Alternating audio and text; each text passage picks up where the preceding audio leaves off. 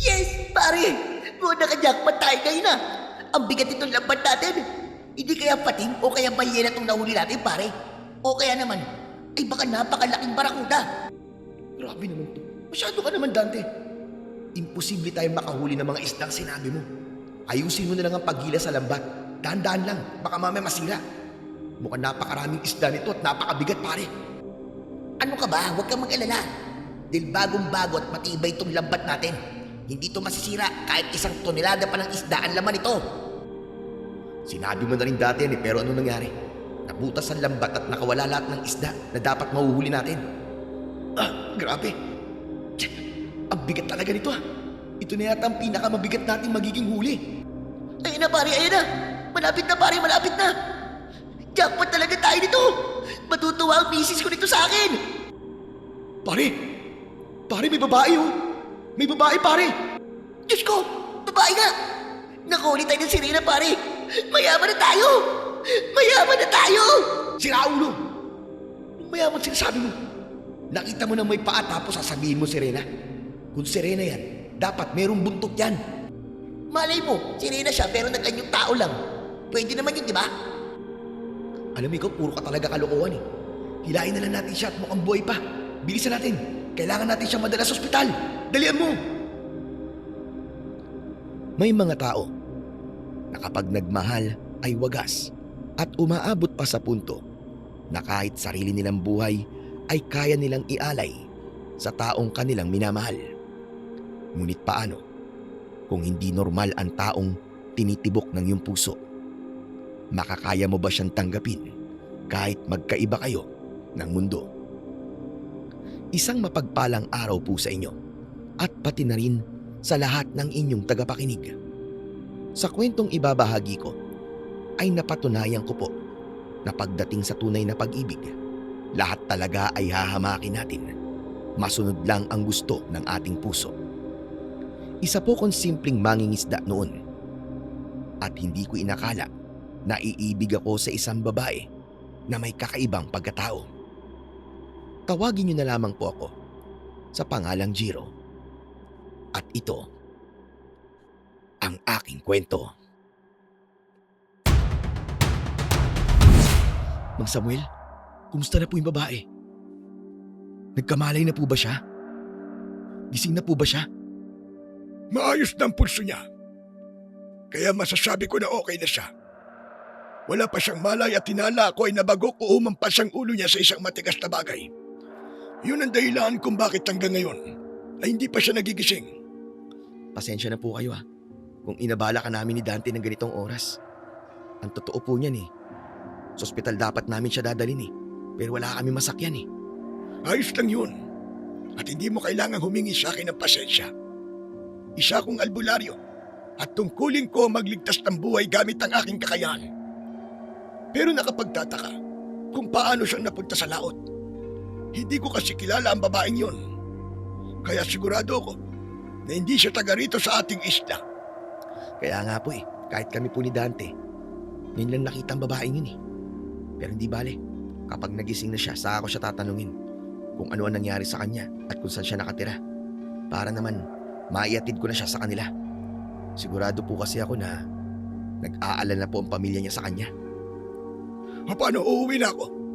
Kung sakaling magkaroon ng problema, ay puntahan mo lamang ako sa bahay ko. Sige Mang Samuel, maraming salamat po uli. Hinatid ko ng tanaw si Mang Samuel na kilalang albularyo sa aming isla. Nang nawala na siya sa paningin ko, ay saka naman ako pumasok sa aking kubo. Naabutan ko si Dante na tinititigan ang mukha ng babaeng walang malay na nakaiga sa papag. Lumapit ako at mahina akong binatukan si Dante. Aray ko naman pare. Ba't mo ako binatukan? Kung makatitig ka kasi dyan sa mukha ng babae, para kang aswang na nakakita ng bibiktimahin. Saka parang wala kang asawa. Gusto mo bang isumbong kita sa misis mo, ha? Wag naman pare. Alam mo namang napakasilosa ng misis ko Aawayin ako nun kapag nagsumbong ka. Pare, paano kasi? Hindi ko kasi mapigilang titigan tong babae pare. Tingnan mo Napakaganda niya. Para siyang isang diyosa. Hindi kaya tama ang hinala ko na sirena talaga yan? Di ba't sabi ng matatanda ay napakaganda ng mga sirena? Ano kaya kung sabuyan ko ng asin ang paa niyan? Baka mamaya bumalik ang buntot niya. Ikaw nga, tumigil ka na nga sa mga kalokohan mo. Hindi porke maganda siya at nakuha natin siya sa dagat, sirena na kagad siya. Saka hindi naman totoo mga sirene. Mas maniniwala pa akong totoo ang aswang kaysa sa sirena. Alam mo, mabuti pa, umuwi ka na at gusto ko na rin magpahinga. Mamaya na, Jiro. Gusto ko pantitigan ng mukha nitong Serena ay nitong babaeng to eh. Ganun. Pwes, isusumbong na talaga kita sa asawa mo. Eto na nga, uuwi na nga oh. Grabe ka naman makapanakot. Pero pare, hoy ikaw tumigil-tigil ka. Baka mamaya kapag umalis ako, kung anong gawin mo diyan kay Miss Beautiful Alam mo, ikaw ang dumi talaga ng utak mo. Kung ano man yung iniisip mo, hindi ko gagawin yan. Dahil hindi ako mapagsamantalang tao. Tsaka may paggalang ako sa mga babae at hindi ako manyak. Umalis ka na nga. Nabibwisit lang ako sa'yo eh. Nakangising umalis si Dante. Agad kong sinarado ang pinto at kumuha ako ng kumot at ikinumot ko yun sa babae. Tila may bato-balani ang mukha ng babae dahil hindi ko naiwasang mapatitig doon. Totoo naman ang sinabi ni Dante. Napakaganda mo nga. Pero huwag kang mag-alala. Dahil kapag nagising ka na at nalaman ko kung saan ka nakatira, ihahatid kagad kita sa inyo. Naglatag ako ng banig sa saig. Matapos kong patayin ang ilaw, ay humiga na ako para matulog. Ngunit hindi kagad ako nakatulog dahil hindi maalis sa isip ko ang napakagandang muka ng babaeng kasama ko sa aking kubo. Pagsapit ng umaga, napabalikwas ako ng bangon dahil sa malakas na sigaw ng babae na umalingaw-ngaw sa 4 na sulok ng bahay ko. Nasaan ang sunog? Nasaan ang sunog? Mga kapitbahay! May sunog! Nang nakita ko naman ang babaeng nasa papag habang walang tigil na sumisigaw, ay doon ko naalala na meron nga pala kaming iniligtas na babae ni Dante kaninang madaling araw. Lumapit ako sa babae at hinawakan ko ang magkabilaan niyang balikat. Miss, teka lang, huminahon ka! Ligtas ka rito! Wala kang dapat na ikatakot! Bitiwan mo ako! Sino ka? Nasaan ako? Miss, sandali! Magpapakilala ako. Ako si Jiro at nandito ka sa bahay ko. Napasama ka kasi sa lambat namin ng kaibigan ko habang nangingisda kami kanina madaling araw eh. Hindi namin alam kung sino ka at kung saan ka nakatira. Kaya naman, dinala muna kita rito sa bahay ko. Tapos, ginamot ka na rin ng albularyo. Paano ko masisiguro na nagsasabi ka ng totoo? Hindi ko alam kung paano ko patutunayan yan sa'yo. Lalo na't hindi mo naman ako kilala. Pero alam ko sa sarili ko na hindi ako sinungaling, miss. Pero handa akong tulungan ka na makauwi sa inyo. Saan ka ba nakatira? Pwede kitang ihatid sa inyo kung gusto mo. Ayoko. Ayokong umuwi sa amin. Hindi na ako babalik doon kahit kailan. Okay, sige. Kung ayaw mo, hindi na kita ibabalik sa inyo. Ang mabuti pa siguro humingi ako ng tulong sa mga pulis. Kasi sila ang mas nakakaalam kung anong dapat gawin sa'yo. Wag! Ayoko! Huwag mo akong ibibigay sa mga pulis. Wag mong gagawin yan. Teka, uminahon ka. Sige. Kung ayaw mong bumalik sa inyo at ayaw mong humingi ng tulong sa mga pulis, hindi na kita pipilitin. Pero pwede kang dito muna sa bahay kung gusto mo. Iwanan mo muna ako. Gusto ko mapag-isa. Ayoko munang makakita ng ibang tao. Sige. Lalabas na lang ako. Kung meron kang kailangan, tawagin mo lang ako ha.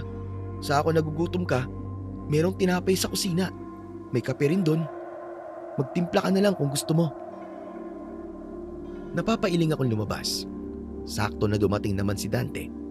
At alam ko na makikichismis siya kung ano ang nangyari sa babae. Ano na pare, musta? Gising na ba si Miss Beautiful? Oo, gising na siya pare. Nagulat nga ako habang natutulog ako kasi sumigaw siya ng malakas eh. Tapos ako pa talaga ang pinalabas niya sa sarili kong pamamahay kasi gusto rin niya mapag-isa. Ayaw daw niyang makakita ng ibang tao. Sayang naman. Gusto ko sana siyang makita ng gising eh. Pero ayaw niya palang makakita ng ibang tao. Pwede ka naman magpakita sa kanya, Dante. Hindi ka naman tao eh. Di ba tawag sa'yo ng ibang tao rito kabayo? Kasi mukha kang kabayo? Aray ko! Grabe ka naman magsalita sa akin. Masyado ka namin personal Ito naman galit ka agad. Nagbibiro lang. Pero alam mo pare, naaawa talaga ako sa babae. Base kasi sa nakita kong reaksyon niya kanina, halatang takot na takot siya pare.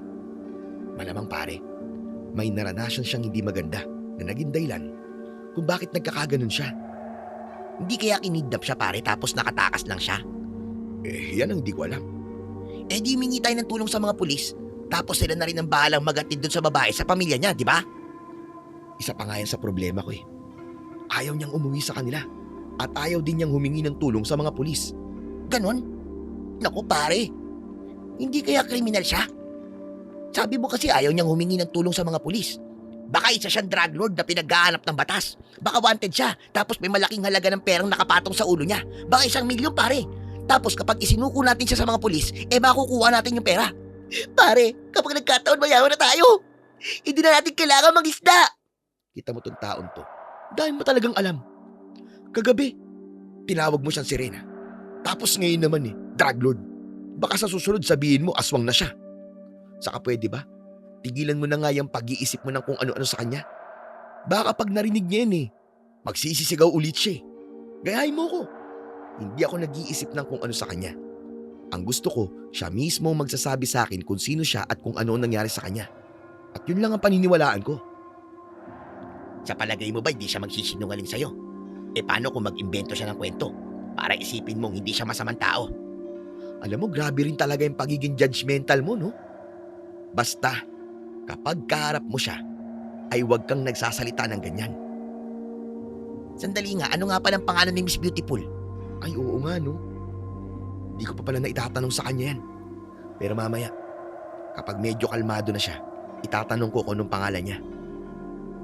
Nagulat kami ni Dante nang narinig namin ang pagsigaw ng babae sa loob ng bahay na para bang nasaktan siya. Tumakbo ako, pabalik sa aking bahay habang nakasunod sa akin si Dante. Naabutan ko sa kusina ang babae na hawak ang isa niyang kamay na namumula. May nakasalang na takuri sa kalan.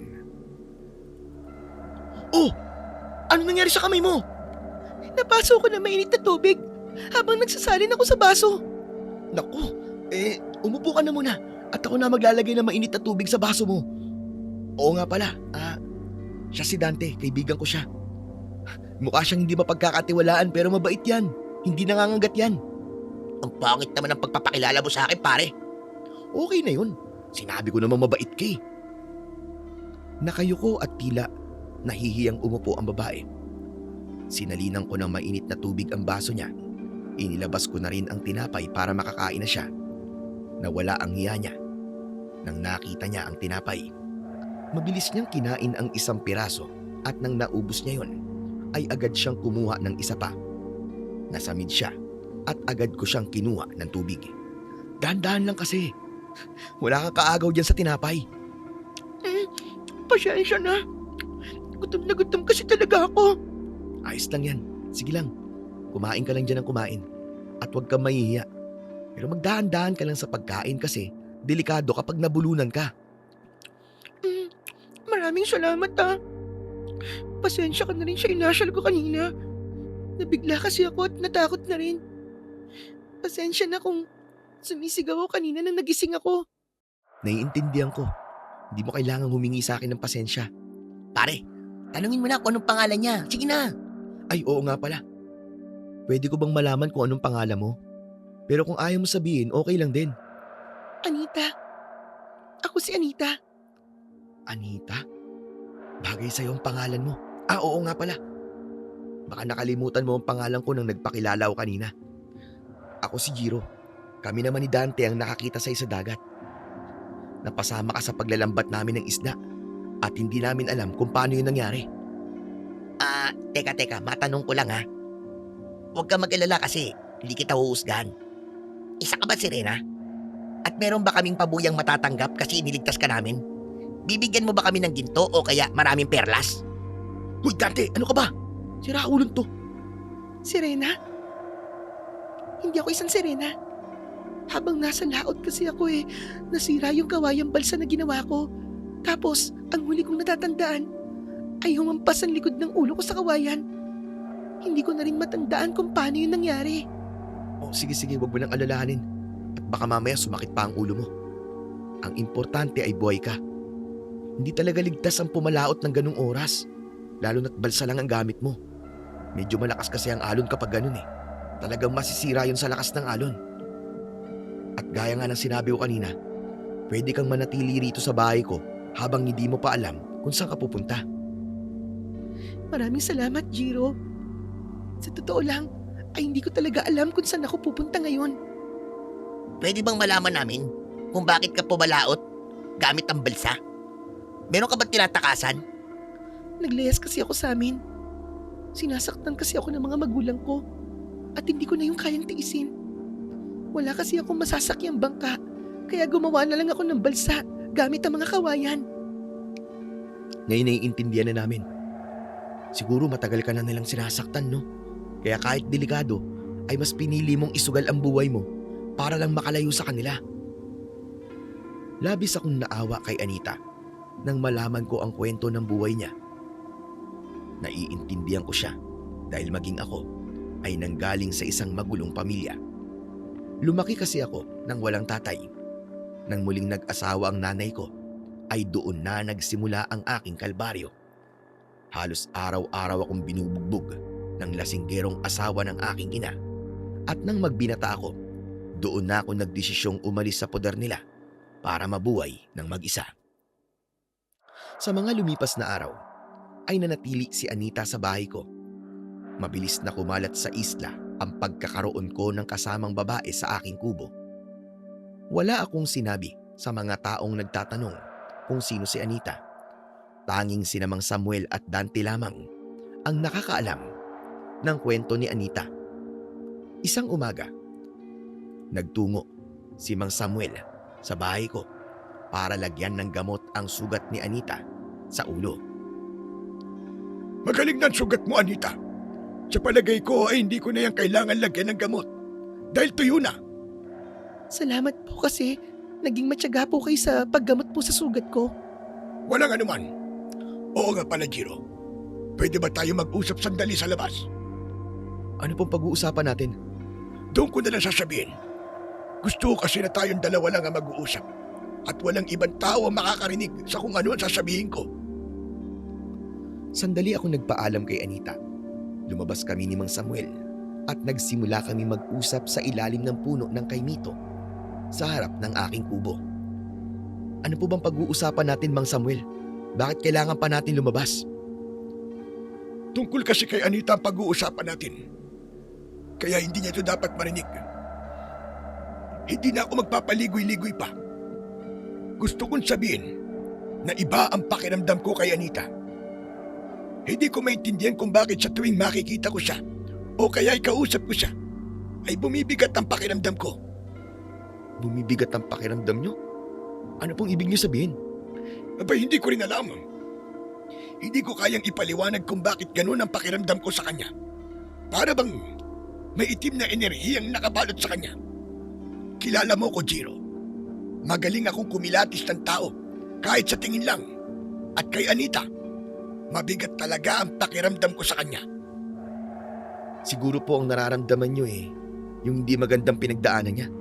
Baka yung pong dahilan kung bakit mabigat po ang pakiramdam nyo sa kanya. Sana nga ay yun lang ang dahilan. Pero Jiro, mag-iingat ka pa rin sa kanya. Hindi siya nanghuhusga ko. Pero parang gano'n na nga.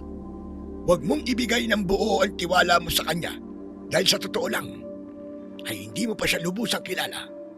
Isa pa rin siyang estranghera sa ating lahat at hindi natin alam kung totoo ba ang mga bagay na kinuwento niya sa atin. Nag-aalala lang ako sa iyo. Alam ko na masyado ka mabait at maawain. Ayokong naaabuso ka. Naiintindihan ko po kayo at salamat po kasi concerned kayo sa akin. Pero wag po kayo mag-alala, Mang Samuel. Nararamdaman ko naman po na totoo po ang mga sinasabi sa atin ni Anita. At kung sakaling mali man ako at abusuhin niya ang kabaitan ko sa kanya, Diyos na po ang bahala sa kanya. Nang napatingin ako sa bahay ko, ay nakadungaw si Anita sa bintana. Nakatanaw siya sa malayo at tila may matinding kalungkutan sa mga mata niya. Hindi ko maintindihan kung bakit mabigat ang pakiramdam ni Mang Samuel sa kanya dahil napaka-inosente ng muka ni Anita. Para sa akin, ay literal na siya yung babae na hindi makabasag pinggan. Kaya hindi ko sineryoso ang mga sinabi ni Mang Samuel dahil para sa akin ay wala akong dapat ikaduda kay Anita at isa siyang katiwa-tiwala na tao. Mabilis na lumipas ang mga araw at hindi ko namalayan na mahigit 1 buwan ko nang kasama si Anita. Sa panahong yun, komportable na kami ni Anita sa isa't isa at aminado ko na hindi ko napigilang mahulog ang loob ko sa kanya. Sinubukan kong alisin ang espesyal na nararamdaman ko kay Anita dahil baka kapag nalaman niya yun ay isipin niyang sinasamantala ko ang pagtulong ko sa kanya. Pero totoo ngang mahirap labanan ang puso. Isang hapon, sinamahan ko si Anita sa tabing dagat at nagulat ako dahil bigla siyang lumusong sa tubig para lumangoy. Jiro, halika! Samahan mo ako maligo! Ikaw na lang. Babantayan na lang kita rito. Umupo ako sa putol na katawan ng puno habang pinapanood ko si Anita na masayang lumalangoy. Makalipas ang ilang sandali, dumating naman si Dante at umupo siya sa tabi ko. Hehehe, baka naman matunaw niya si Anita kasi titig na titig ka sa kanya. Binabantayan ko lang siya. Ano ba kasi tumatakbo niya sa madumi mong utak? Pare, matagal na tayong magkaibigan at kilalang kilala na kita. At alam ko na may gusto ka na kay Anita. Manahimik ka nga. Baka mamaya marinig ka niya eh. Sus, ayaw pa nitong umamin. Para namang iba akong tao sa'yo. Oo na, sige na. May gusto nga ako kay Anita. Pakiramdam ko nga pare, mahal ko na siya eh. Pero subukan mo lang sabihin sa kanya yan. Dahil bibigwasan ko talaga ng suntok yung bunganga mo. Yes! Sa wakas, umibig na rin ang kaibigan ko, Torpe! Pumapag-ibig na! Huwag mo ang lakasan ang boses mo. Baka mamaya marinig ka niya eh. Ang ingay mo talaga kahit kailan. Ano ka ba? Malabong marinig niya tayo, no? Ang layo-layo niya kaya sa atin. Pero nung trip mo, at ayaw mo sabihin kay Anita na mahal mo siya. Eh kasi baka mamaya isipin niya sinasamantala ko ang pagtulong ko sa kanya. Baka mapilitan siyang suklian ang pagmamahal ko kasi meron siyang utang na loob sa akin. Sa palagay ko, hindi yan iisipin ni Anita. Masyado mo lang pinangungunahan ng pwedeng mangyari. Bakit hindi mo umpisang ligawan si Anita? Madali na para sa'yo na ligawan siya. Kasi nasa iisang bahay lang kayo. Eh paano kung basta din niya ako? Eh paano kung hindi? Pare naman, alisin mo na yung pagiging torpe mo pagdating sa mga babae. Nang dahil kasi sa ugali mo na yan, ay napapakawalan mo yung mga babaeng gusto mo. Naalala mo ba si Angelica pare, yung taga Maynila na nagbakasyon dito? Hindi ba nagkagusto ka sa kanya? At sinabi ko sa'yo na pakiramdam ko ay may gusto rin siya sa'yo. Pero dahil sa katorpehan mong yan, ay naunahan ka tuloy ni Warren. Kung niligawan mo sana si Angelica dati, nako, malamang may asawa ka na rin ngayon kagaya ko. Ikaw kasi. Ewan ko ba pare, naiya kasi ako manligaw. At natatakot din ako na baka hindi ako gusto ni Anita. Kasama yan kapag nagmahal ka pare ang masaktan. Sa kailangan mo rin talaga sumugal sa pag-ibig. Pero hindi mo kaya manligaw, diretsuhin mo na lang si Anita. Sabi mo sa kanya na mahal mo siya at tanungin mo siya kung mahal ka rin ba niya. Grabe, masyado namang agresibo yung naiisip mong gawin ko. Ayoko niyan, ayoko. Ang gusto ko ay masiguro ko munang mahal din ako ni Anita bago ako magtapat sa kanya nang sa ganun. Eh hindi ako masaktan kung sakali. Isa ka pa ng mahinang nilalang eh. Oo na, mahina nang nilalang kung mahina. Sorry po. Oo na, mahinang nilalang na nga ako. Eh, sa hindi ko kaya masaktan pagdating sa pag-ibig eh. Anong magagawa ko? Wala naman sigurong mali sa bagay na yun, di ba? Okay, sige. Kung yan ang gusto mong gawin, eh bahala ka sa buhay mo. Basta, wag na wag lang kitang makikitang umiiyak kapag naunahan ka ng iba dyan kay Anita. Wag ka na magtaka na isang araw ay pipila ang mga manliligaw kay Anita sa bahay mo dahil talaga namang napakaganda niya. Sigurado ko na ngayon pa lang ay marami nang nag-iisip na ligawan siya. Ikaw rin. Magsasalita pa sana ako, pero natigilan ako nang hindi ko nakita si Anita sa kinaroroonan niya. Bigla akong nakaramdam ng matinding kaba. Si Anita! Nasaan si Anita? Aba malay ko, di ba kanina lumalangoy lang siya dyan sa tapat natin? Napatayo ako Nang biglang lumitaw ang ulo at mga kamay ni Anita mula sa malalim na bahagi ng dagat. Kumaway siya at doon pa lang ay nalaman kong nalulunod siya. Walang pagdadalawang isip na tumakbo ko sa dagat at mabilis akong lumangoy para sagipin si Anita. Ngunit nawalan na siya ng malay at unti-unti na siyang lumubog.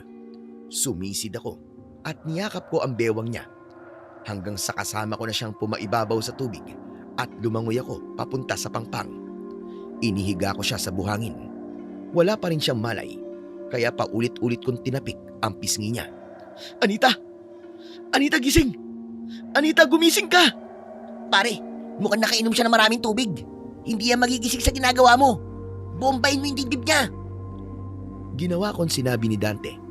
Paulit-ulit at malakas kong binomba ang dibdib niya gamit ang dalawa kong kamay. Pero nanatili siyang nakapikit. Walang nangyayari, pare! Mahina ng pulso niya! Halikan mo siya, pare. Ano? Ba't mo siya halikan? Ano bang palagay mo, ha? Nasa fairy tale tayo na kapag hinalikan ko siya ay magigising kagad siya. Ang birang taon to, oo. Hindi yun ang ibig ko sabihin. Ang sinasabi ko, i-mouth to mouth basta, i-CPR mo. Pero kapag ginawa ko yun, mahalikan ko siya, pare. Hindi naman literal na halik ang gagawin mo eh. Kailangan mong gawin yun para mabuhay siya. Baka magalit siya kapag hinalikan ko siya nang hindi ako nagpapaalam sa kanya, pare. Di ba kabastusan yun? Paano ka nga magpapaalam sa kanya kung wala siyang malay? Alam mo, ang dami mo sinasabi. Kung ayaw mong gawin, ako na lang ang gagawa. Tumabi ka! Una. Gagawin ko na. Diyan ka lang. Baka malakas nun siya sa hininga mo. Isang malalim na paghinga ang pinakawalan ko. Binomba ko muna ng ilang beses ang dibdib ni Anita at saka ko siya binigyan ng CPR. Pinisil ko ang ilong niya at inilapat ko ang labi ko sa labi niya. Mabilis kong binugahan ng hangin sa bibig si Anita. Nang bahagyang umangat ang dibdib niya, ay muli ako nagbuga ng hangin. Paulit-ulit ko yung ginawa. Ilang beses kong binomba ang dibdib niya at sinusundan ko yon ng pagbuga ng hangin sa kanyang bibig. At matapos ang ilang sandali, ay may lumabas na maraming tubig sa bibig ni Anita. Umubo siya ng umubo at doon na siya nagising. Agad ko siyang pinaupo. Hinaplos ko ang likod niya hanggang sa wala ng tubig ang lumabas sa bibig niya. Salamat sa Diyos at nagising ka na. Akala ko talaga iniwan mo na ako eh. Salamat, Jiro. Salamat dahil muli mong iniligtas ang buhay ko. Pasensya ka na kung nalunod ako. Hindi ko kasi namalayan na nasa malalim na pala ako lumalangoy. Hindi mo kailangan humingi ng pasensya sa akin. Alam kong aksidente nangyari at hindi mo yung kagustuhan. Buti na lang talaga at nagkabalay ka pa, Anita. Kasi kung natuluyan ka, siguradong mabobroken hearted dyan si Jiro. Manahimik ka nga dyan, Dante. Tulungan mo na lang kaya akong alalayan si Anita at iuwi na natin siya. Tinulungan ako ni Dante na alalayan si Anita pauwi sa bahay ko. Pero sa daan ay nakita si Dante ng asawa niya at pinauwi siya nito. Kaya kami na lang ni Anita ang nakarating sa aking bahay. Pinaupo ko siya hanggang sa sandaling yun ay hindi pa rin nawala ang pag-aalala ko. Kumusta na ang pakiramdam mo? May masakit ba sa'yo? Medyo masakit lang ang lalamunan ko at parang nahihirapan akong huminga. Ganun? O sige, dito ka lang ha. Tatawagin ko lang si Mansamuel para matignan ka niya. Sigurado ako na alam niyan dapat gawin para mawala yung sakit na nararamdaman mo. Wag na, Jiro, hindi na kailangan. Mawawala rin to kapag nakapagpahinga ako. At gusto ko ulit magpasalamat sa pagliligtas mo sa buhay ko. 2 beses mo na yung ginawa at hindi ko na alam kung paano ako makakabawi sa'yo. Ano ka ba? Hindi mo kailangan bumawi sa akin. Bukal sa puso ko ang ginagawa ko at hindi ako humihingi ng kahit na anong kapalit sa pagtulong na ginagawa ko sa'yo. Pero nahihiya na ako sa'yo sa dami ng tulong na gawa mo para sa akin. Sa kabila ng hindi magagandang nangyari sa akin noon, ay masasabi ko pa rin na mahal ako ng Diyos dahil hinayaan niya na ikaw ang makakita sa akin. Gusto ko lang malaman kung bakit mo ko tinutulungan ng ganito, Jiro. Dahil kailangan mo ng tulong at alam kong mabuti kang tao kaya karapat dapat kang tulungan. Yun lang ba ang dahilan? Wala na bang iba? Bakit? May iba ba bang pwedeng maging dahilan? Ang akala ko kasi ay, Ang akala mo'y ano? wala. Huwag mo nalang intindihin ang sinabi ko.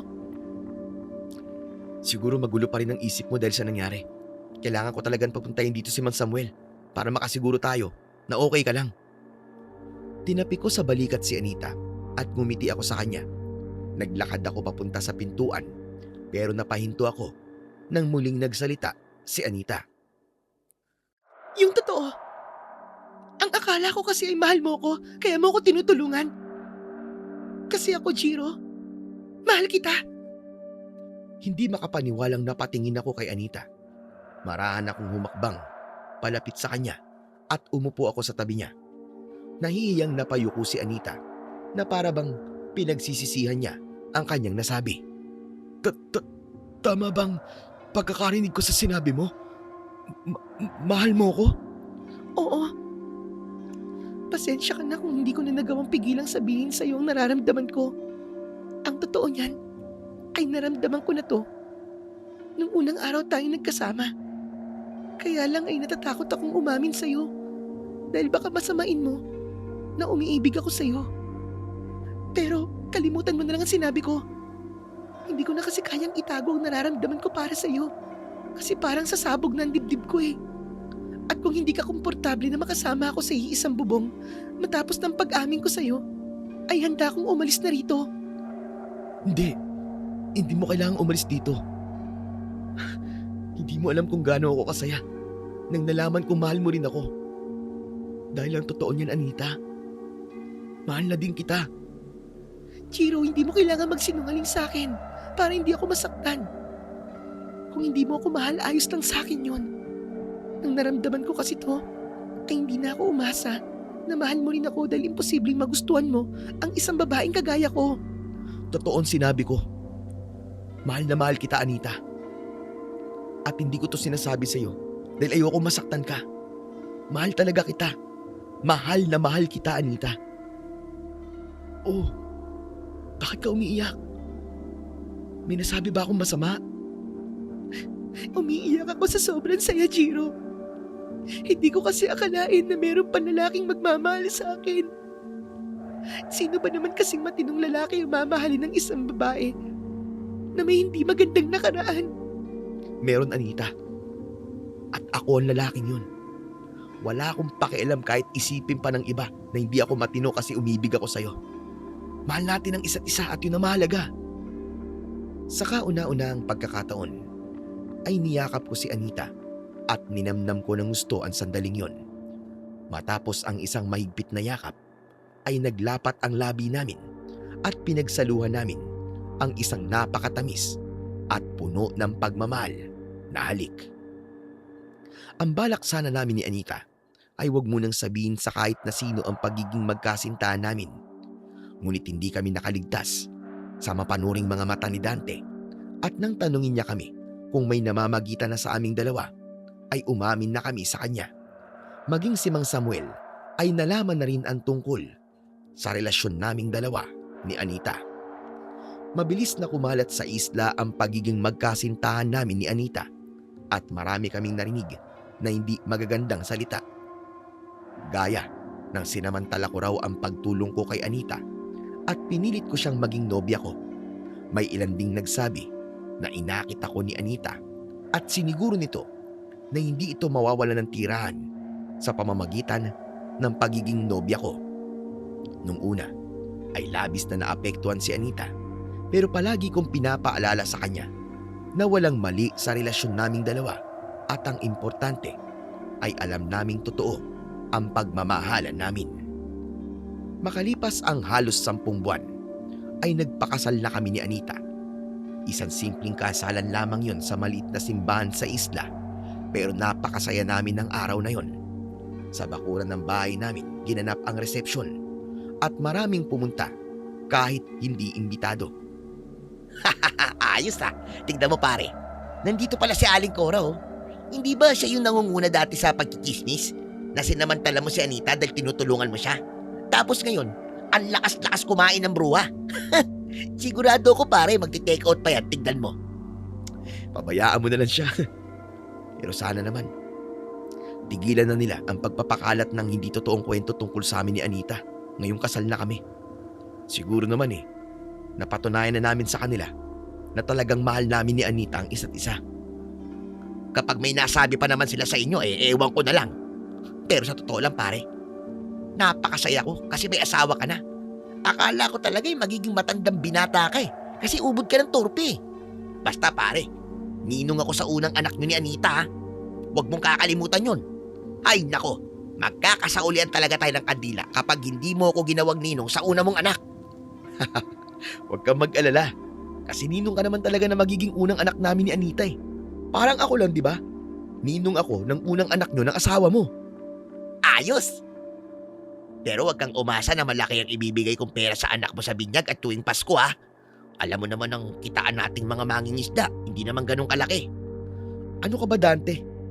Hindi kita kukuning ninong para lang bigyan mo ng pera ang anak ko tuwing Pasko. Mas okay na sa akin na kapag kinakailangan, tutulungan mo ko sa paggabay sa kanya. Yun naman kasi talaga ang dapat ginagawa ng ninong at ninang sa inaanak nila, di ba? Aba, kung ganun ayos ka pala talaga maging kumpare. Nasan nga pala si Anita pare? Bakit parang kanina ko pa siya hindi nakikita? At sabi niya magbabanyo lang daw siya Luminga ako sa paligid para hanapin si Anita. Baka kasi kanina pa siya nakalabas ng banyo at nag-aasikaso na siya ng mga bisita namin. Hanggang sa nakita ko si Anita sa labas ng aming bakuran. May kausap siyang babae na sa tansya ko ay nasa 40 ng edad.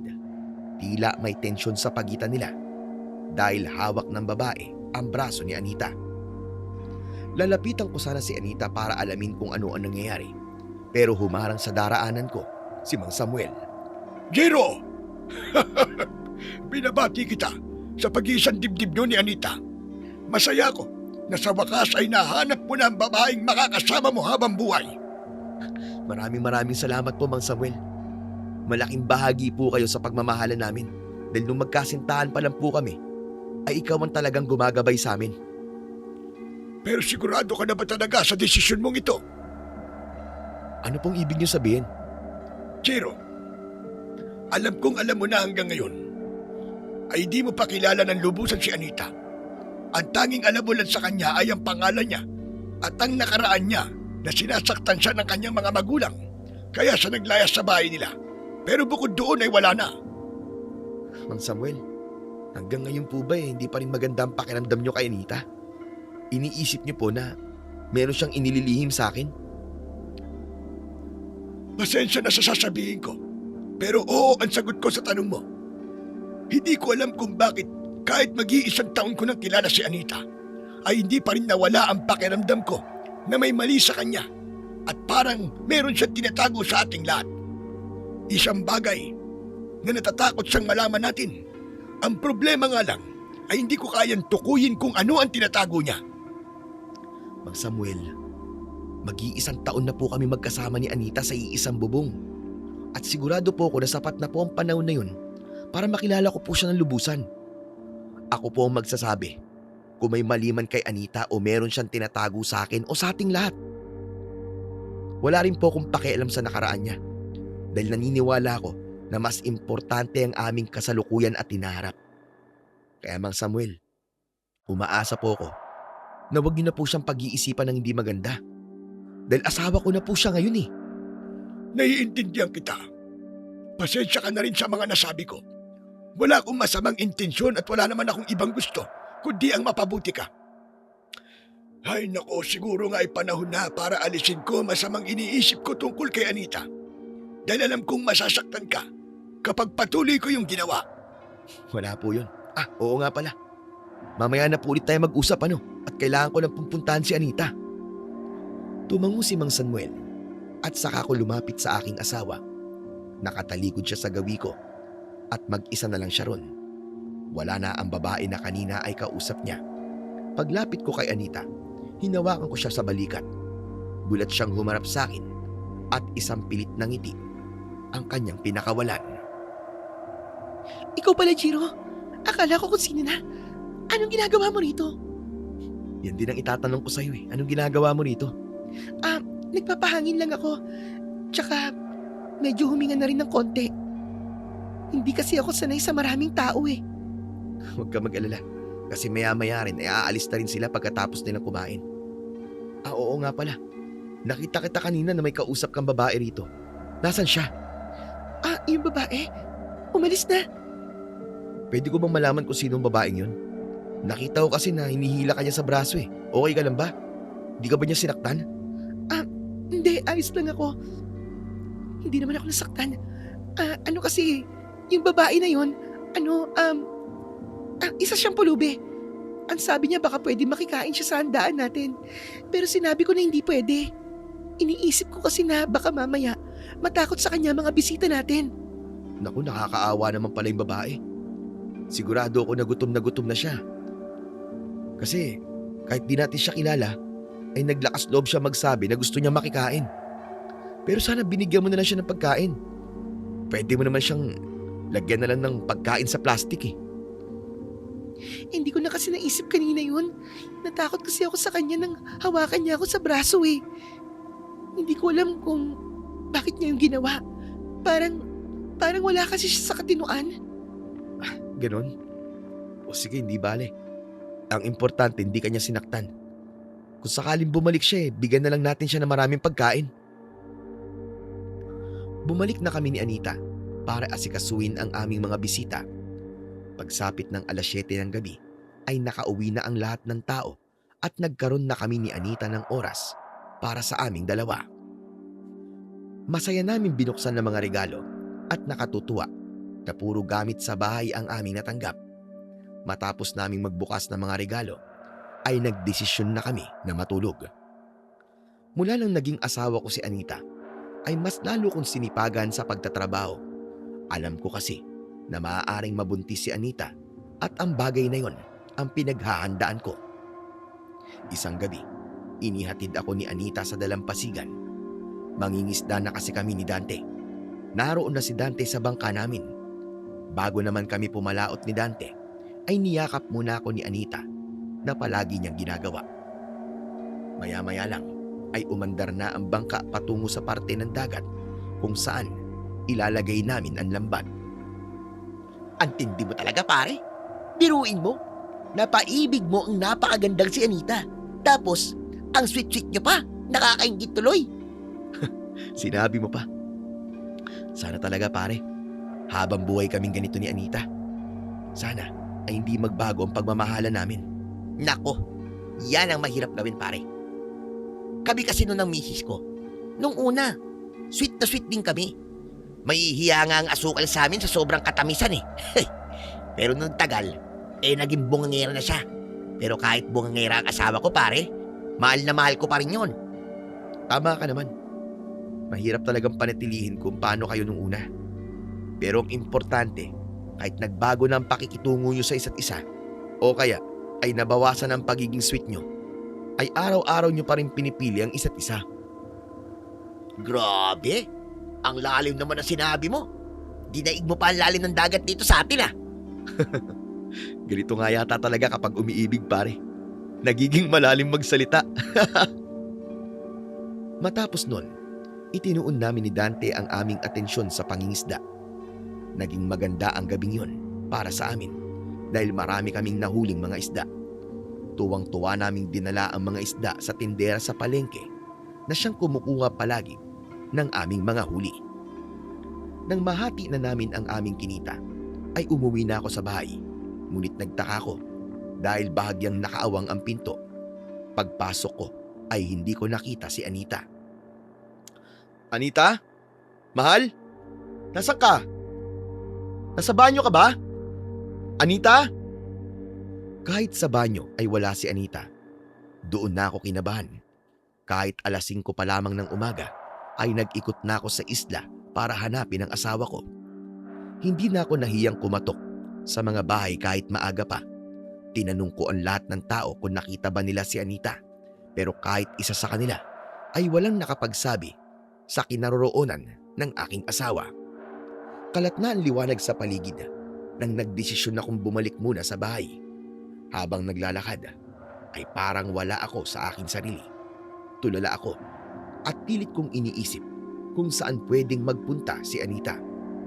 At nang makauwi naman ako sa bahay, ay hindi ako makapaniwala dahil naroon na si Anita. Ang ipinagtaka ko ay kung sino ang babaeng kasama niya. Pailalim kung tumingin sa akin ang babae. Hindi ako sigurado kung galit siya o sadyang ganun lang siya kung makatingin. Anita, akala ko kung saan ka na nagpunta eh. Akala ko iniwan mo na ako. Pero pag uwi ko kasi rito kanina, galing sa pangingisda, wala ka eh. Saan ka ba nagpunta? May kinausap lang akong tao. Siya ba ang taong kinausap mo? Sino pala siya? Ako si Isabel. Ako ang nanay ni Anita. Nanay? Totoo ba ang sinabi niya, Anita? Oo, siyang nanay ko. Teka, sandali. Parang natatandaan ko na kayo. Anita, hindi ba siya yung babaeng humihila sa braso mo nung araw nung kasal natin? Akala ko ba pulubi siya? Pasensya ka na kung hindi ko sinabi sa'yo ang totoo. Nung umalis kasi ako sa bahay namin at tinalikuran ko na ang lahat ng meron ako. At ayoko nang isama yun sa buhay ko ngayon. Imposible ang gusto mo mangyari, Anita. Kahit anong gawin mo, kahit saan ka magpunta o magpakalayo-layo ka man, ay hindi mo maaaring kalimutan kung sino kang talaga. Jiro, tama? Jiro ang pangalan mo? Opo. Ako nga po si Jiro. Tutol ako sa pag-iisang dibdib niyo ng aking anak. Hindi ko kinikilala ang pagpapakasal ninyo. Siguro po hindi kayo boto sa akin para kay Anita. At alam ko po na nasasabi niyo po yan kasi hindi niyo pa po ako kilala. Pero hayaan niyo po sana akong patunayan sa inyo na karapat-dapat po ako para sa anak niyo. Isa pa, kahit di niyo po kilalanin ang kasal namin ay wala na po kayong magagawa. May basbas po ng simbahan at legal po ang kasal namin ni Anita. Wala akong pakialam kung legal ang kasal nyo o may basbas pa yan ng kung sinong Poncio Pilato. Nandito ako para iuwi si Anita. Isasama ko na siya pabalik sa aming bahay dahil doon siya nararapat. Nay, ayoko na pong bumalik sa atin. Masaya na po ako sa buhay ko kasama si Jiro. Sana naman ay hayaan niyo na lang ako maging masaya. Hindi pwedeng hindi ka sasama sa akin. Alam mo na hindi ka dapat nabubuhay ng ganito. Mula pagkabata, ay wala na akong ginawa kundi gawin ang sinasabi niyo ni tatay. Pero ngayong malaki na ako at may sarili na akong pag-iisip, ay hindi ko na kayo hahayaang idikta kung ano ang dapat kong gawin. Hindi ako sasama sa'yo. At mas mabuti pong umalis na kayo. Huwag na po kayong bumalik dito kahit kailan. Dahil sinasayang niyo lamang ang oras niyo. Teka, sandali. Pwede niyo naman pag-usapan niyo na maayos. At hindi niyo kailangan magalit sa isa't isa. Saka Aling Sabel, si Anita na po mismo nagsabi sa inyo na masaya siya rito. At ako po makapagpapatunay na totoo yun.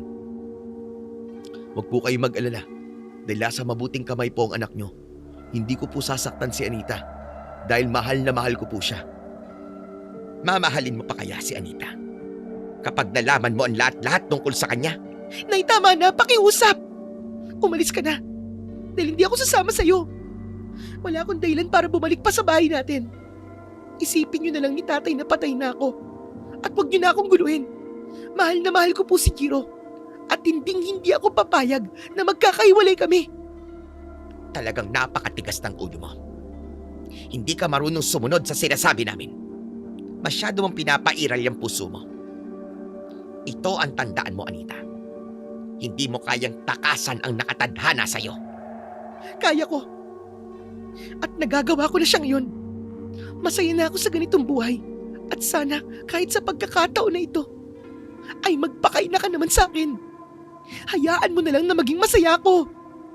Hindi ako susuko hanggat hindi ka bumabalik sa bahay. At kung ako sa'yo, ay huwag ka namang matigas. Magpasalamat ka. Dahil ako lang ang pumunta rito at hindi ko sinama ang iyong ama. Huwag mo nang hintayin na ang tatay mo pa ang sumundo sa'yo rito. At gumawa ng paraan para may uwi ka namin. Alam mo kung ano ang kaya niyang gawin. Hindi lang sa'yo, kundi pati na rin sa lalaking pinakasalan mo. Nakaramdam ako ng kilabot sa sinabing yun ni Aling Sabel. Tumayo na siya at nang lumabas siya ng bahay ko, ay agad na isinarado ni Anita ang pinto. Sumandal siya sa pinto at doon niya pinakawalan ang luha na kanina pa niya pinipigilan. Umiyak siya at agad ko siyang niyakap para kahit papano ay kumalma siya. Tama na Anita, wala na siya. At nangangako ko sa'yo na hindi ako papayag na makukuha ka niya. Alam ko kung bakit ayaw mo nang bumalik sa inyo. At yun ay dahil ayaw mo nang maranasan ang pananakit nila sa'yo. Natatakot ako, Jiro. Kilala ko ang mga magulang ko. Ngayong alam na nila kung nasan ako, ay sigurado kong hindi sila susuko. Hanggat hindi nila ako naibabalik sa bahay namin. Ayoko nang bumalik doon. Ayoko malayo sa'yo. Hindi ako papayag na magkalayo tayo, Anita. Gagawin ko rin ang lahat para hindi ka nila makuha sa akin. Huwag mo akong iiwan, Jiro. Huwag kang papayag na makuha nila ako. Pangako. Hindi sila magtatagumpay sa gusto nila, mahal. Sige na, tumahan ka na. Mas lalo kong hinigpitan ang yakap ko kay Anita para mas maramdaman niya na totoo ang mga sinabi ko. Pero nagtaka ko sa sinabi ni Aling Sabel na kung mamahalin ko pa rin ba si Anita kapag nalaman ko ang lahat-lahat ng tungkol sa aking asawa. Nagkaroon ako ng inala na tama si Mang Samuel. Baka nga totoong may inililihim pa rin si Anita sa akin. Ngunit dahil mahal na mahal ko si Anita, ay sinabi ko sa sarili ko na kung anuman ang bagay na itinatago niya, ay mamahalin at tatanggapin ko pa rin siya. Sa mga sumunod na araw, ay napansin ko na palaging balisa si Anita. Hindi na siya lumalabas at tuwing sasapit ang gabi, ay sinasarado kagad niya ang mga pinto. Bukod dun, ay hindi na rin siya makatulog kagad. Gaya na lamang ng madaling araw na yun, hindi ako pumalaot. Nang naalimpungatan ako, ay nakita ko si Anita na nakasilip sa bintana. Anita, bakit gising ka pa? Anong ginagawa mo dyan? Sumisilip ako rito kasi baka nasa labas si nanay at tatay. Imposible na nasa labas sila. Hindi ka naman siguro nila pupuntahan ng ganitong oras dito. Halika na. Humiga ka na rito sa tabi ko. Sinunod ako ni Anita. Pagkahiga niya ay yumakap siya sa akin at isiniksik niya ang kanyang sarili sa akin. Niyakap ko na rin siya pabalik. Mahal, napapansin ko na palagi kang balisa simula nang pumunta rito ang nanay mo. Alam kong iniisip mo na baka bigla siyang bumalik dito at sapilit ang kanyang kunin.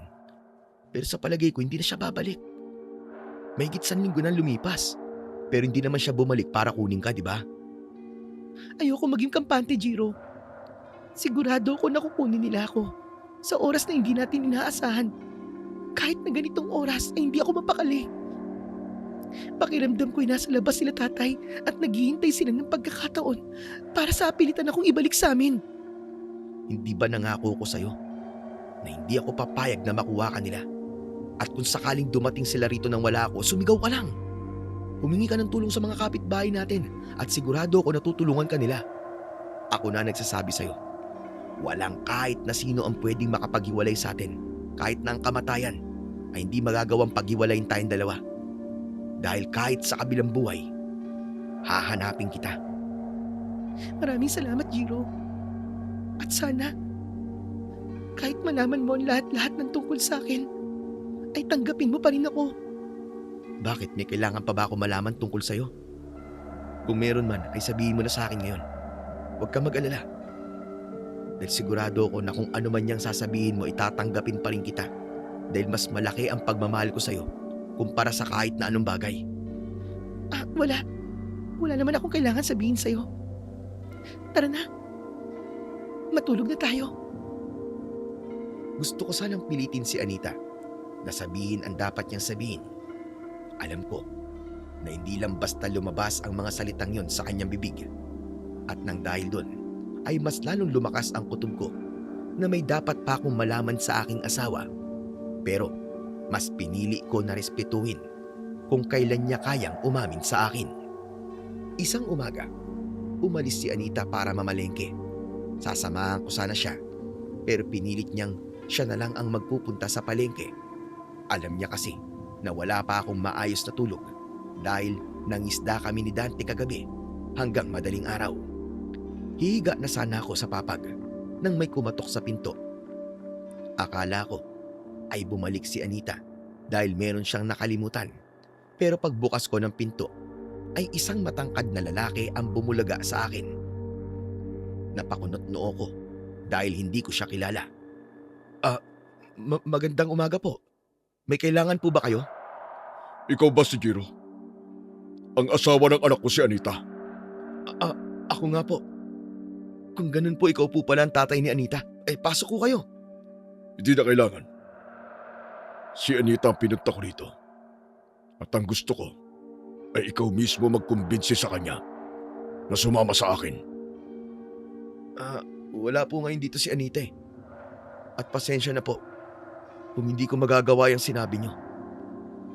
Si Anita na po mismo nagsabi sa akin na ayaw na po niyang umuwi sa inyo. At kung yun ang gusto niya, ay wala po kayong magagawa. Tatay ako ni Anita. At ako ang masusunod sa buhay niya. Pero hindi na po bata si Anita. May karapatan na po siyang magdesisyon para sa sarili niya. Masaya na po si Anita sa buhay niya rito, sa aming isla. Kaya hayaan niyo na po siya rito. Hindi ikaw o kahit si Anita ang masusunod sa pagkakataong ito. Huwag niyong hintayin na gamitan ko kayo ng dahas.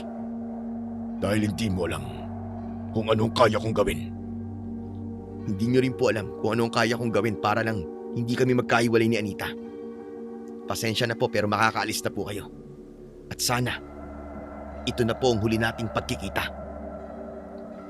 Hindi mo pa kilala ng lubusan si Anita. Sigurado ko na kung malalaman mo ang pinakatatago niyang sikreto, ay ipagtatabuyan mo siya. Baka nga pagsisihan mo pa na pinakasalan mo ang anak ko.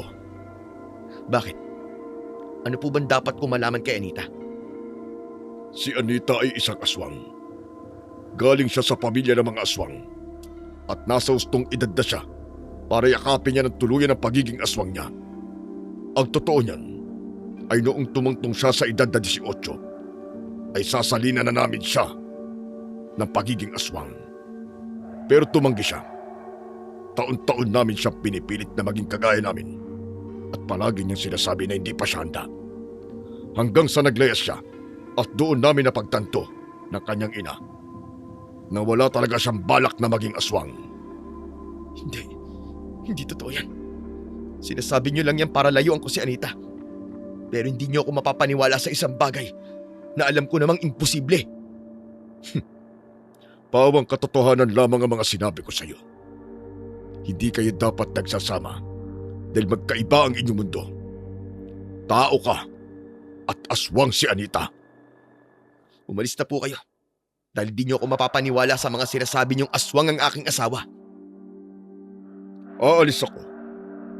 Pero sa sunod na pagbabalik ko, ay sisiguraduhin kong aalis ako na kasama ang aking anak at huwag mo nang subukang magmatigas dahil kaya na sinabi ko kanina, hindi mo alam ang kaya kong gawin. Mahinahon magsalita si Mang Ramon, pero nakaramdam ako ng takot at kilabot sa kanya. Nang paalis na siya, ay saktong dumating si Anita at nagkasalubong sila. Walang sinabi o ginawa si Ramon, bagkus nagpatuloy siya sa paglalakad palayo. Nagmamadaling lumapit si Anita sa akin, habang bakas sa mukha niya ang pag-aalala. Si Tatay Ramon yun. May ginawa ba siya sa'yo? Sinaktan ka ba niya? Ayos lang ako, Anita. Hindi naman siya gumawa ng kung ano. At mahinahon niya ako kinausap. May sinabi ba siya sa'yo? Sinabi niya na ako mismo magkumbinsi sa'yo na sumama sa kanya. Pero sabi ko sa kanya, hindi ko yung gagawin. At base sa mga sinabi niya, ay mukhang hindi talaga sila susuko hanggang sa bumalik ka sa inyo. May iba pa ba siyang sinabi bukod doon? Wala na. Yun lang naman ang sinabi niya. Sigurado ka ba? Oo, sigurado ako. Bakit? May iba pa ba siyang dapat sabihin? Wala naman. Anita, ano kaya kung umalis na tayo rito? Pumunta muna tayo sa isang lugar kung saan hindi nila tayo masusundan. Pero saan tayo pupunta? Sa Maynila. Meron akong kaibigan na nakatira doon at pwede ko siyang kausapin na baka pwedeng makituloy tayo sa bahay niya kahit pansamantala. May pera naman ako na itatago eh. Pwede kong gamitin yon sa paghahanap ko ng trabaho. Pero Jiro, alam ko kung gaano mo kamahal ang islang ito. Alam ko na masasaktan ka kapag umalis ka rito. Tama ka. Pero mas mahal kita. At wala akong ibang hiling ngayon kundi ang magkaroon ng kapayapaan sa isip mo. At hindi yun mangyayari kung nandito tayo. Dahil paulit-ulit kang pupuntahan dito ng nanay at tatay mo. Pansamantala lang naman tayo mawawala rito eh. Kapag okay na ang lahat, ay babalik tayo rito. Dahil nandito ang kabuhayan natin. Hindi ko alam kung may kabutihan ba akong nagawa para ibigay ka sa akin ng Panginoon. Pero nagpapasalamat ako sa Kanya. Dahil ikaw ang lalaking itinadhana niya para sa akin. Napakaswerte ko sa iyo, Jiro. Dahil lahat ay gagawin mo para sa akin. Maraming salamat. Ginagawa ko ang lahat ng to dahil mahal na mahal kita. Kaya huwag ka rin magtataka kung pati buhay ko ay kaya kong isakripisyo at ialay para sa'yo. Hindi mo kailangan gawin yan. Kung kinakailangan ay gagawin ko. At gagawin ko yun nang walang pagdadalawang isip. Maigpit kong niyakap si Anita, pero habang yakap ko siya ay bumalik sa isip ko ang sinabi ni Mang Ramon na aswang si Anita. Dahil mula ito sa pamilya ng mga aswang. Hindi ko naiwasang isipin na baka ang bagay na yon ang nililihim sa akin ni Anita. Pero sinabi ko sa akin sarili na kahit na ano o sino si Anita, ay mamahalin ko pa rin siya. At walang magbabago sa pagmamahal ko sa kanya. Agad kaming nag-impake ni Anita sa araw na yon. Nagpunta rin ako kay Dante para sabihan siya na siya muna ang mangisda gamit ang aming bangka. Sinabi ko na magbabakasyon lang kami ni Anita at babalik din kami. Hiniram ko sa kanya ang luma niyang bangka dahil yon ang gagamitin namin ni Anita paalis sa isda. Pinaalala sa akin ni Dante na marupok na ang bangka dahil matagal na yung hindi nagagamit. Pero tiwala ako na hindi yun masisira dahil kalmado naman ang dagat. Kinagabihan ay nagtungo na kami ni Anita sa dalampasigan. Sumakay kami sa lumang bangka ni Dante, pero bago yun ay siniguro ko munang ligtas yung sakyan. Walang motor ang bangkang yun, kaya sagwan lamang ang gamit ko para umusad kami. Gusto mo bang ako naman na magsagwan? Kanina ka pa kasi nagsasagwan at sigurado ako na pagod ka na. Huwag mo akong alalahanin, kasi sanay naman ako sa ganito. Alam mo ba, na nung nagsisimula pa lang kami ni Dante na mangisda, ay wala pang motor ang bangka namin. Sagwan lang din talaga ang ginagamit namin. Pero baka nakakalimutan mo rin na nagsagwan ako sa balsa para makatakas sa amin. Sanay din ako sa ganyan. Kaya kung pagod ka na, ay pwedeng ako naman na magsagwan. Ano ka ba? Ako ang lalaki, kaya ako ang dapat na gumawa nito. Sa ayaw kong napapagod ka. Oo nga pala, Jiro. Meron akong gustong sabihin sa'yo. Ewan ko kung napapansin mo pero nitong mga nakaraang buwan ay may kakaiba akong nararamdaman sa katawan ko. Kaya nung 1 linggo ay nagpunta ako sa health center para magpa-check up. Huwag mong sabihin na may sakit ka. Anong sabi sa'yo sa health center? Wala akong sakit. Pero madadagdagan na tayo. Buntis ka? Tama ba ako? Buntis ka? Oo, Jiro, buntis ako. Magiging tatay ka na. Yes! Sa wakas! Magiging tatay na ako! Salamat sa Diyos! Mga kababayan! Magkakaanak na kami ni Anita! Magiging tatay na ako! Ano ka ba? Huwag ka nga sumigaw dito at wala naman makakarinig sa'yo. Saka huwag kang malikot, baka mamaya tumaob tayo. Ay, oo nga pala. Pasensya ka na. Hindi ko kasi kayang itago ang saya ko eh. Diyos ko, hindi ko alam ang gagawin ko. Gusto kong bumalik sa isla para sabihin kina Dante at Mang Samuel na magiging tatay na ako. Naputol ang kasiyahan namin nang may 2 tila, malalaking ibon na mabilis na lumilipad sa itaas namin. Umuga ang bangka dahil sa hangin na nilikha ng mga nilalang na yon. Sa hindi kalayuan ay nakita ko ang 2 nilalang na may malalaking pakpak na hindi ko mawarian kung ano. Mga ibon ba yun? Sobrang laki naman yata nila. Jiro, bilisan mo ang pagsagwan. Bakit natatakot ka ba sa mga ibon? Huwag ka mag-alala kasi hindi nila tayo malalapitan. Takot sa tubig ang mga yun. Basta, bilisan mo na lang ang pagsagwan. Dahil naramdaman ko ang takot ni Anita, ay ginawa ko na lamang ang sinabi niya. Mas binilisan ko ang pagsagwan. Panay ang tingin ni Anita sa dalawang ibon. Kaya, hindi ko na rin naiwasang tumingin sa mga yon. Laking gulat ko nang lumipad pababa ang isang ibon. At habang papalapit yun sa amin, ay doon ko napagtanto na hindi sila ibon. Para silang mga tao na may pakpak na maihahalin tulad ko sa pakpak ng paniki. Nakakatakot ang itsura nila. Para silang mga halimaw na may matutulis na kuko, matutulis na ngipin, at mga mata na nanlilisik. Dumapo ang nilalang sa dulo ng bangka at agad akong tumayo.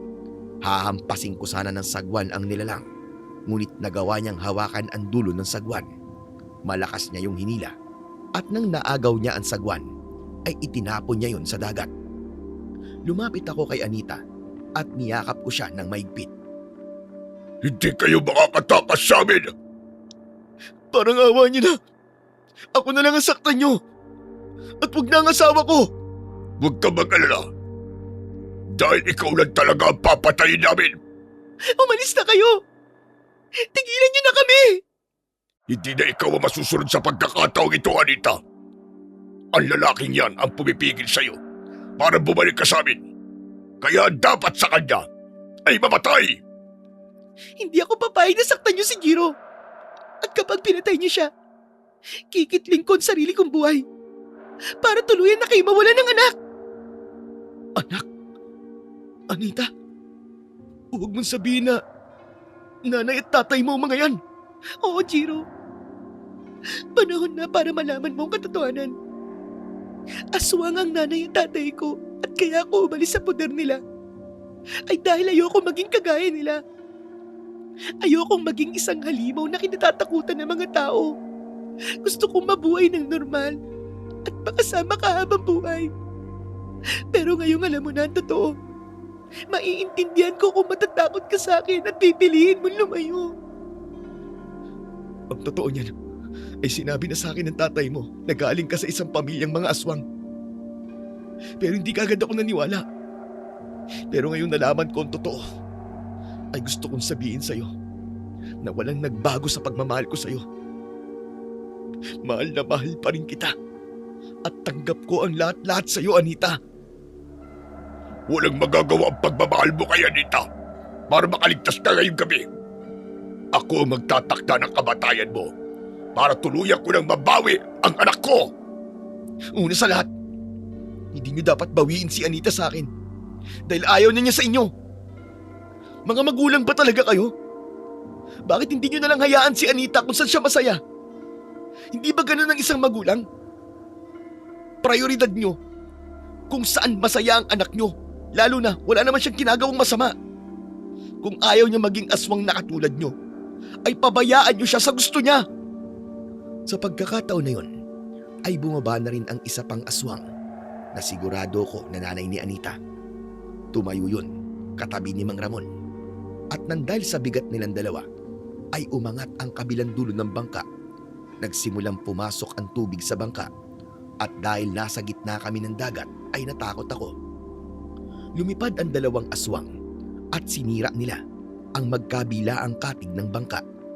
Agad kong niyakap si Anita at diretso ko siyang tinignan sa kanyang mga mata. Huwag ka matakot dahil kasama mo ako. Kung kinakailangan kitang alalayan hanggang sa makarating tayo sa pangpang ay gagawin ko. Pero si nanay at tatay, papatayin ka nila. Wala akong pakialam. Gagawin ko ang lahat para hindi ka nila makuha. Pinapangako ko yan sa'yo, Anita. Nang tuluyang lumubog ang bangka, ay nagpalutang-lutang kami ni Anita sa tubig habang lumilipad paikot sa itaas namin ang mga aswang. Nakakita ko ng pag-asa nang may nakita akong bangkang dimotor na tinutumbok ang aming kinaroroonan. Nagliwanag ang mukha ko nang malaman ko na si Mang Samuel at Dante ang sakay nun. Nang nakalapit sila sa amin, ay agad nila kaming tinulungang makasakay sa bangka. Iwinasiwas ni Mang Samuel sa ere ang hawak niyang itak habang matapang siyang nakatayo. Sige! Subukan niyong lumapit sa amin! dahil hindi kayo sasampay ng itak ko. Bumaba kayo rito dalawa para makita nyo ang hinahanap nyo! Umalingaw-ngaw ang galit na sigaw ng mga aswang. Pinaandar ni Dante ang bangka habang lumilipad palayo ang mga aswang. At nang sandaling yon, ay inisip ko na ligtas na kaming lahat. Pagdating sa dalampasigan, ay tumakbo kaming 4 pauwi sa bahay ko. Agad naming tinuyo si Anita at nagpalit kami ng malinis na damit. Maraming salamat sa inyong dalawa.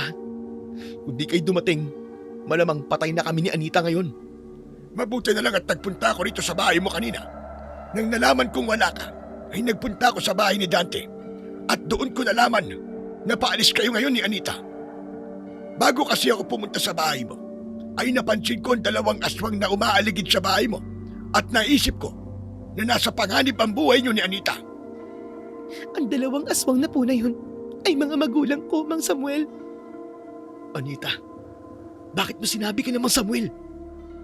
Dahil alam ko mapagkakatiwalaan sila ni Dante. At alam ko rin na pwede nila tayong matulungan. Ang ibig mo ba sabihin ay isa ka ring aswang? Sa ngayon ay hindi pa po. Dahil hindi pa naisasalin sa akin ng mga magulang ko ang pagiging aswang. Kami po kasi ang uri ng aswang na kailangang masalinan ng pagkaaswang bago tuluyang maging aswang. Pero ayoko po maging kagaya ng aking nanay at tatay. Ayoko po maging aswang. Lalo na ngayon na masaya na akong nabubuhay kasama si Jiro. Kaya po talaga ako umalis sa amin. Ay dahil gusto ko maging normal na tao. At hindi ko naman po akalain na malalaman ng mga magulang ko kung nasan ako. Kung ganon, kaya kayo inaatake ng 2 aswang na yon, ay dahil ikaw talaga ang pakay nila? Tama ka, Dante. At gusto nilang patayin si Jiro dahil sa tingin nila ay si Jiro ang dahilan kung bakit ayokong sumama sa kanila. Hindi nila naiintindihan na kahit nung hindi ko pa nakikilala si Jiro, ay ayoko na talagang maging aswang. Dito lang kayo at may kukunin lang ako sa bahay ko. Ano pong kukunin niyo, Mang Samuel? Basta, hintayin niyo ako rito. At huwag kayong lalabas dahil baka nasa labas pa rin ang mga magulang ni Anita. Samahan ko na po kayo, Man Samuel. Magkasamang umalis si Mang Samuel at Dante. Nang tignan ko si Anita, ay bakas sa mukha niya ang matinding takot. Kaya, hinawakan ko ang mga kamay niya. Pinahanga mo ko sa tapang mo sa pagsasabi mo ng totoo kay Mang Samuel. Alam ko kasi na hindi nila ako huhusgahan gaya ng ginawa mo. Isa pa, malakas ang kutob ko na matutulungan talaga nila tayo. Pero Jiro, gusto kong humingi ng tawad sa'yo. Dahil ako nagdala sa'yo sa sitwasyon na to. Patawarin mo ko kasi nang dahil sa akin ay nanganganib ang buhay mo. Wala akong pakialam kahit nasa bingit pa ng kamatayan ng buhay ko. Mas gugustuhin kong mamatay na ang huli kong ginagawa ay pinoprotektahan kita. Ganon kita kamahal, Anita. Pero ayoko mawala ka. Gusto kong lumaki ang anak natin na kasama ka. Oo nga pala. Magkakaanak na nga pala tayo. Tama ka. Hindi pa ako pwedeng mawala. Dahil hindi ako papayag na hindi ko... Dahil hindi ako papayag na hindi niyo ako kasama ng anak ko hanggang sa lumaki siya. Oo nga pala, no? Magkakaanak na nga pala tayo. Tama ka. Hindi ako pwedeng mawala. Hindi ako papayag na hindi niyo ako kasama ng anak ko hanggang sa lumaki na siya at magkaroon siya ng sarili niyang pamilya. Makalipas ang ilang sandali, ay bumalik na si Mang Samuel at Dante. May dalang kakaibang itak si Mang Samuel na para bang galing pa sa sinaunang panahon. Inabot niya sa akin ang itak at may pagtataka ko yung tinanggap. Man Samuel, ano pong itak na to? Ang talim ng itak na yan ay gawa sa pinakamatibay na uri ng bakal. Habang ang hawakan niyan ay gawa naman sa sungay ng kalabaw. Bago mamatay ang lolo ko na dating manunugis ng aswang, ay ibinigay niya yan sa akin. Yan kasi ang sandatang ginagamit niya noong nakikipaglaban pa siya sa mga aswang. At epektibong sandata yan laban sa mga ganong uri ng nilalang. Ang ibig niyo po ba sabihin kailangan kong labanan ng mga magulang ni Anita? Kailangan ko po silang patayin? Anita, ayos lang ba sa'yo na gawin ko yun? Hindi ko alam. Naguguluhan ako. Kahit kasi hindi sila naging mabuting magulang sa akin, ay mahal ko pa rin sila. Ayoko may mangyaring masama sa kanila. Ganito na lang. Labanan mo sila kung kinakailangan. Gawin mo ang lahat para matakot sila sa'yo. At kapag nangyari yun, ay sigurado ako na hindi na sila babalik dito para kunin si Anita. Tama po kayo, Man Samuel. Mas mabuti nga po na ganyan ang gawin ko. Kahit kasi gusto nila akong patayin, ay magulang pa rin po sila ng asawa ko. At hindi ko sila kayang paslangin. Mga biyanang ko sila. Pero kung sakaling manganib ang buhay mo, ay huwag kang magdadalawang isip na ipagtanggol ang sarili mo, Jiro. Huwag muna tayong matulog. Dahil sigurado ko na magiging mahaba para sa atin ang gabing ito. Hindi kami natulog ng gabing yon. Nasa tabi ako ng pintuan at katabi ko roon si Mang Samuel na may hawak din na itak. May bit naman ang hawak ko sa kakaibang itak na binigay sa akin ni Mang Samuel. Nung ikinasal kami ni Anita, ay inasahan ko ng haharap kami sa napakaraming problema. Pero hindi ko naisip na kasama sa problemang yon ang pakikipaglaban ko sa mga aswang na nagkataon pang mga magulang ni Anita. Makalipas ang ilang sandali, ay nagulat kami nang narinig namin ang boses ni Mang Ramon sa labas. Jiro! Ilabas mo ang anak ko! Ibigay mo siya sa akin kung ayaw mo mamatay! Dante, bantayan mo si Anita at kami ni Jiro ang harap sa tatay niya. Jiro, tara na! Pakiusap. Huwag niyo pong papatayin ang tatay ko. Huwag ka mag-alala, tatakutin lang namin siya. Magkasama kaming lumabas ni Mang Samuel at doon ay nakita namin si Mang Ramon na nasa anyong aswang pa rin. Nanlilisik ang mga mata niya habang nakatingin sa amin. Kahit dalawa pa kayo, ay wala kayong laban sa akin. Nasaan si Anita? Ilabas niyo siya! Hindi ko siya ibibigay sa inyo. Kailangan mo muna akong patayin bago mo siya makuha. Kung ganun, ay papatayin na kita ngayon! Ibinuka ng aswang ang malaki niyang pakpak. Lumipad siya at mabilis siyang bumulusok papunta sa amin.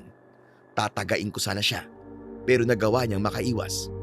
Sinakay niya si Mang Samuel at kinalmot niya ito sa dibdib.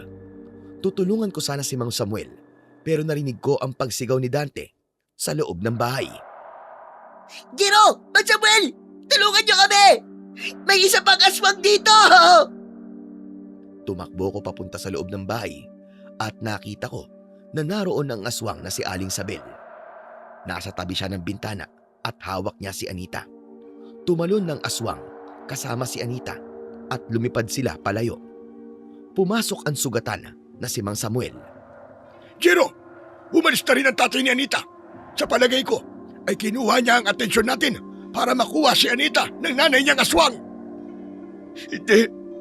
Hindi nila pwedeng ilayo sa akin si Anita. Alam ko, pero sa palagay ko ay nabigo tayo.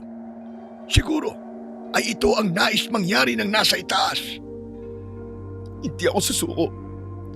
Babawiin ko ang asawa ko sa kanila. Dante, ikaw na munang bahala kay Mang Samuel. Susundan ko si Anita. Walang pagdadalawang isip akong lumabas ng bahay. Tumakbo ko papunta sa dalampasigan at doon ay nakita ko si Anita na hawak pa rin ni Aling Sabel. Maya-maya ay dumating na rin si Mang Ramon. Mabilis siyang bumaba mula sa itaas at iniharang niya ang sarili niya sa akin. Ibalik niyo sa akin ang asawa ko! Kahanga-hanga ang katapangan mo. Pero yung pagiging matapang mo, ang papatay sa'yo. Tay, parang awa mo na. Huwag magsasaktan si Jiro. Saka tigilan niyo na kami. Hayaan niyo na lang kami maging masaya. Manahimik ka! Hindi ito mangyayari kung sinunod mo lang sana kami ng iyong ina. Ang lahat ng ito ay nangyayari dahil sa pagiging matigas ng ulo mo. Ngayon, panoorin mo ang pagkitil ko sa buhay ng lalaking iniibig mo. Huwag, Tay! Maawa ka! Huwag mong papatayin si Jiro! Mabilis na sumugod sa akin si Mang Ramon. Iwinasiwas ko ng paulit-ulit ang itak hanggang sa nagawa ko siyang sugatan sa braso. Pero tila yun ang naging dahilan para mas lalo siyang magalit. Lumipad si Mang Ramon at bumulusok siya paibaba papunta sa akin. Nagawa niya akong dagitin sa balikat gamit ang kamay niyang may matutulis na kuko. Inilipad niya ako paitaas. Tinaga ko ang kamay niya na naging dahilan para mabitiwan niya ako. Pahiga akong bumagsak sa buhangin at nang sinubukan kong tumayo, ay doon ko napagtantong hindi ko kayang igalaw ang aking katawan. Tumayo si Mang Ramon sa tabi ko at ngumisi siya. Pinagbigyan na nga kita mabuhay kanina. Pero sumunod ka pa talaga rito. Masyado kang matapang. Masyado kang baliw sa pagmamahal. Ngayon, mararanasan mo ang resulta ng pesteng pagmamahal na yan. Tay, wag! Tama na! Sasama na ako sa inyo! Sasama na ako! Wag mo lang patayin si Jiro, parang awa mo na! Sasama na ako sa inyo ni Nanay! Hindi, Anita! Wag! Wag kang sumama sa kanila! Ito na lang ang paraan para mabuhay ka, Jiro. Magkaiwalay man tayo, pero tandaan mo na mahal kita. At ikaw lang ang lalaking mamahalin ko hanggang sa aking huling hininga. Pagbibigyan kita sa gusto mo, Anita. Pero sa oras na muli kang umalis at bumalik sa lalaking ito, ay di na ako magdadalawang isip na patayin siya. Sabel, tara na. Umalis na tayo sa lugar na ito. Mabilis na lumipad si Aling Sabel kasama si Anita at agad ding sumunod si Mang Ramon. Anita! Bumalik ka! Huwag mo akong iwanan! Anita! Paulit-ulit ako sumigaw habang umiiyak. Paliit na ng paliit sina Anita sa paningin ko hanggang sa tuluyan na silang nawala. Nang maiwan akong mag-isa, ay wala akong ginawa kundi ang umiyak ng umiyak. Hindi nagtagal ay dumating sina Mang Samuel at Dante. Ano nangyari? Nasaan na si Anita? Wala na ho siya. Sumama na siya sa mga magulang niya. Nagsakripisyo po siya para lang mabuhay ako. Anong ibig mo sabihin na nagsakripisyo siya, pare? Papatayin sana ako ni Mang Ramon. Pero sinabi ni Anita na wag akong papatayin at sasama na lang siya sa kanila. Pumayag si Mang Ramon, kaya umalis na sila kasama si Anita. Napakawalang kwenta kong asawa. Bakit ko inayaang makuha nila si Anita? Huwag mong sabihin yan, Jiro. Para sa amin ni Dante, ay ginawa mo ang lahat na makakaya mo para hindi kayo magkaiwalay ni Anita. Pero gaya ng sinabi ko kanina, baka ito talaga ang gustong mangyari ng ating Panginoong Diyos. Magpasalamat ka pa rin dahil buhay ka at may pagkakataon ka pang magsimulang muli. Paano pa ako magsisimula kung wala na ang asawa at anak ko? Buntis siya, Mang Samuel. Hindi lang si Anita ang nawala sa akin, kundi ang magiging anak din namin. Anak ng... Pati inaanak ko dinala nila? Ikinalulungkot ko nangyari sa iyo, Jiro. Alam kong napakasakit nito para sa iyo. Pero nandito lang kami ni Dante. Hindi ka namin pababayaan. Pakiramdam ko, gumuho ang mundo ko ng gabing yon. Gusto ko pa ring bawiin si Anita, ngunit hindi ko alam kung paano ko yun gagawin. Mabilis na lumipas ang mga araw at hindi ko namalayan na 5 buwan ko nang hindi kasama si Anita. Simula nang nawala si Anita, ay pinilit kong ipinagpatuloy ang aking buhay. Pero mahirap yung gawin at may mga gabi na bigla na lamang akong umiiyak.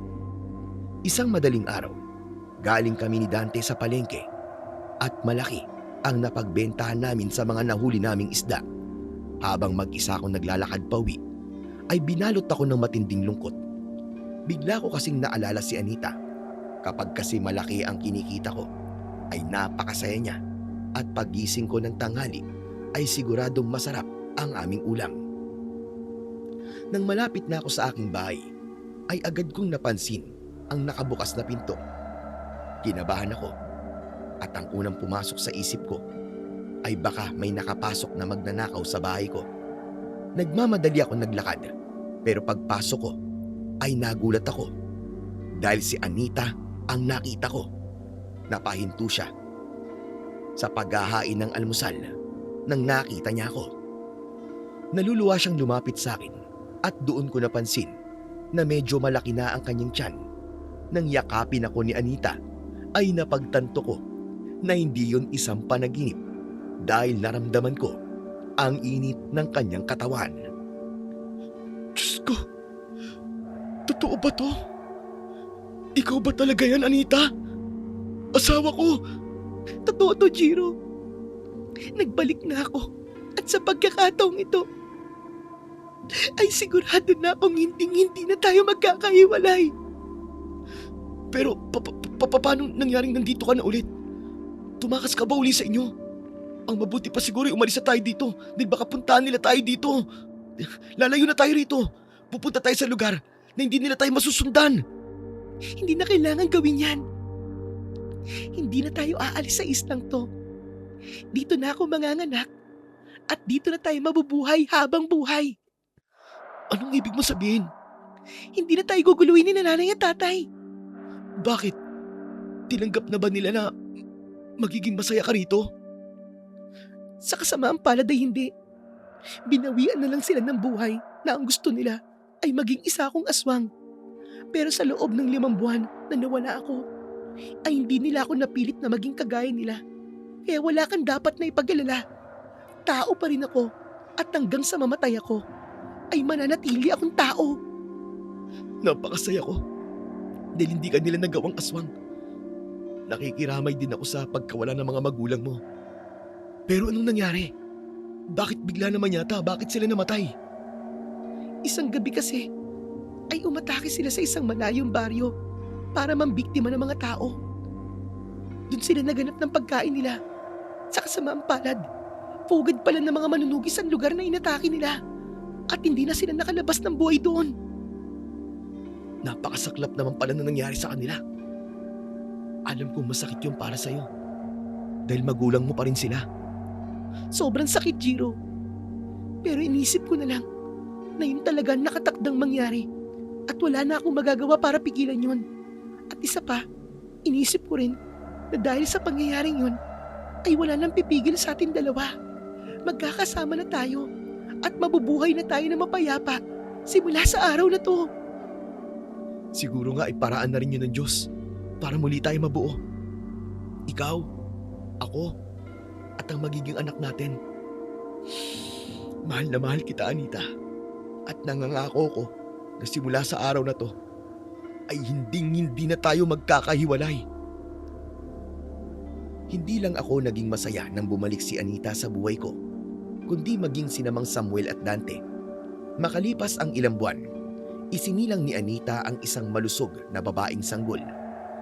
Sinikap naming maging mabuti at maging responsableng mga magulang at ginawa namin ang lahat para mapalaki ng maayos ang aming anak. Dahil wala na ang mga magulang ni Anita, ay nabuhay kami ng tahimik at payapa. Sa wakas, nakayanan naming magsimula ng isang bagong buhay na wala ng takot at panganib. Aminado kong hindi naging madali ang simula ng kwento ng pag-iibigan namin ni Anita. Marami kaming pinagdaanan at ilang beses naming kinailangang harapin ang panganib bago kami tuluyang nagkaroon ng tahimik na buhay. Pero para sa akin, kailangan naming pagdaanan ang lahat ng yun para mapatunayan kung gaano kalakas ang pagmamahal namin sa isa't isa. Dahil sa lahat ng nangyari, tiwala akong kahit na anong pagsubok ang ibigay sa amin ay malalampasan namin basta't magkasama kami at palaging nasa gitna ng relasyon namin ang Panginoong Diyos. Hanggang dito na lamang po ang aking kwento at sana ay may napulot po kayo na magandang aral. Maraming salamat po sa walang sawa niyo pong pakikinig at pagsuporta sa akin pong YouTube channel. Sana po bago matapos ang video, sa mga bago po dito po sa aking channel, mag-subscribe po sana kayo at pindutin niyo na rin po ang like at notification bell para palagi po kayong updated sa aking mga bagong kwento. At mag-iwan na rin po kayo ng comment. Paalala, mag-ingat po sa mga nagnanakaw ng aking channel. Muli, maraming salamat po at pagpalain po tayong lahat ng ating poong may kapal. Hanggang sa muli.